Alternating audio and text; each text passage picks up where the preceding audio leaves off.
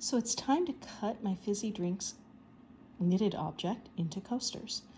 I have a couple of different ways I can do this. I can use a rotary cutter, or I can use just my good sewing scissors. If I do use a rotary cutter, I always like to do this on a mat to protect my table. If I use scissors, I don't need to do that.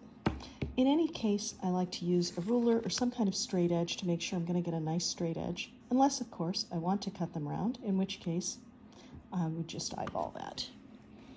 So the first thing I'm going to do is take a cut off the edge here.